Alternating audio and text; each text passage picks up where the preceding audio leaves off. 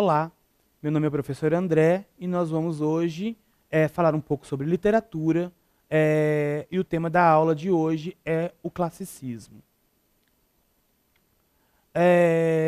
O classicismo, o objetivo da nossa aula de hoje é reconhecer o momento histórico e as principais produções literárias do classicismo português. O classicismo é uma escola literária que surge no século XVI e tem como características primordiais valorização dos valores, né, das éticas e elementos trazidos pela antiguidade clássica, a busca pelo racionalismo, a busca por uma objetividade nos temas, tanto na pintura quanto na literatura, o equilíbrio, né, a busca pelas verdades universais e a presença de elementos mitológicos. Né? As principais influências do clássico português vêm do classicismo italiano. Na pintura, né, Leonardo da Vinci, Michelangelo e Rafael são os grandes exemplares, né, as grandes referências dessa produção. E na literatura, a produção literária de Dante Alighieri e Petrarca. Né?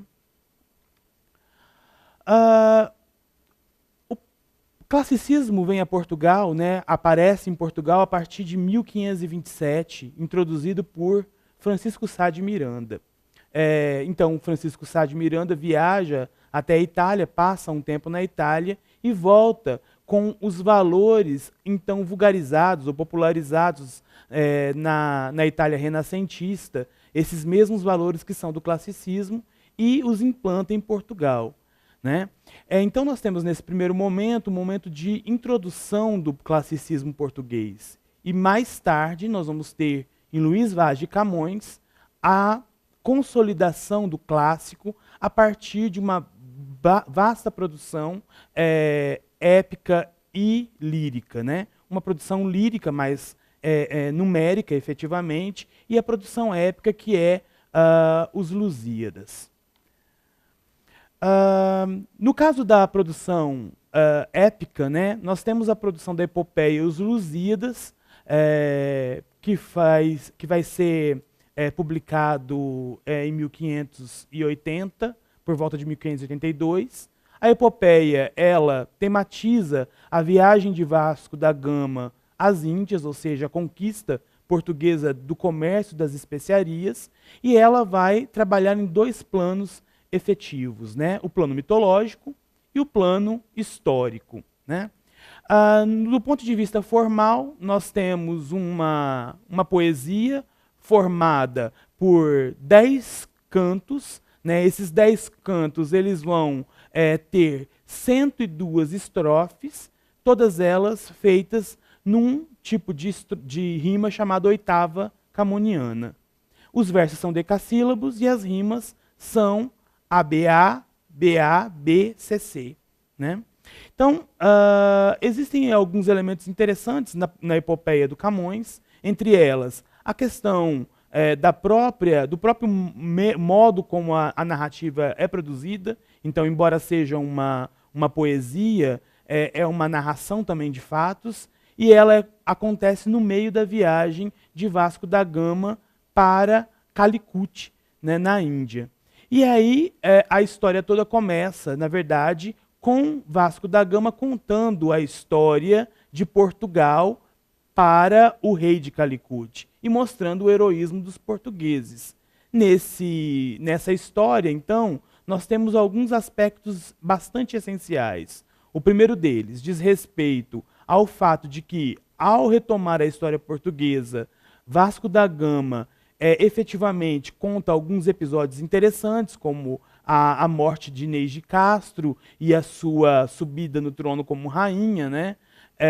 Além do episódio do velho do Restelo, que é o homem que impreca, que faz maldições com relação às grandes navegações e ao fato dos homens portugueses se lançarem a essa conquista, a essa aventura.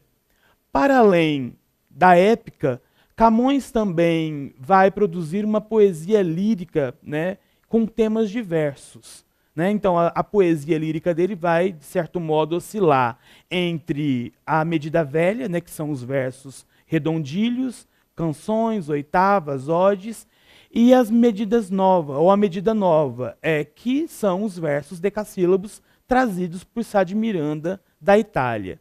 Os principais temas da poesia lírica camoniana: o neoplatonismo, ou seja, a concepção do amor platônico, né, a efemeridade da vida, a instabilidade das coisas, o desconcerto do mundo. Como reforço, podemos dizer que Camões, de certo modo, vai assumir uma perspectiva bastante interessante de buscar os elementos, os traços da poesia que ele produz nos poetas como Dante e Petralha. Então, a ideia ou a noção do amor platônico, né, que são a imagem da mulher amada, intocada. No caso de Dante e Petrarca, nós teremos Beatriz e Laura. Em Camões, a gente vai ter o tempo inteiro o aspecto do amor sendo trabalhado a partir dessa noção do cortejo à senhora, né? Do flerte à senhora, mas um flerte que jamais ousa manchar a honra dessa mulher. E nós temos, então, o grande exemplo de poesia camoniana, né, no soneto Amor é Fogo, que arde sem se ver. Que ali nós temos, então, os aspectos de antítese, os aspectos de tensão da relação amorosa, né, e do sentimento que o amor suscita nesse eu lírico. Né? Amor é fogo que arde sem se ver, é ferida que dói e não se sente, é um contentamento descontente, é dor que desatina sem doer. Veja que nesse primeiro quarteto nós já temos um posicionamento do eu lírico em relação ao que ele deseja, ao que ele espera e o que ele acha do amor, como ele significa o amor. Então o amor é esse processo de tensões, de contrários, de dores, de sentimentos que se opõem. Né? Nesse sentido, a gente pode dizer que a estética clássica ela tem como aspecto fundamental esse elemento, essa busca pelo equilíbrio, e esse equilíbrio ele se dá tanto do ponto de vista temático, muitas vezes buscando aliar ou juntar elementos tensivos, e ao mesmo tempo nós vamos ter um equilíbrio do ponto de vista formal, a busca sempre pela produção lírica ou a produção épica a partir de versos regulares. No caso da lírica, nós vamos ter uma grande quantidade de sonetos, né? Lembrando que o soneto ele é um formato de poesia com 2 quartetos e 2 tercetos, com rimas muito marcadas. E, além disso, nós temos, na épica, a busca dos versos decassílabos. Lembrando, no entanto, que, como poeta português, né, Camões revisita a tradição portuguesa de produção literária e busca também, né, nos redondilhos menores e nos redondilhos maiores, que são formas autenticamente portuguesas, o seu jeito também de produzir poesia. Então nós vamos ter poesias em medida velha. Então Camões é um artista completo nesse sentido. Por hoje é só, espero vocês na próxima aula. Até mais.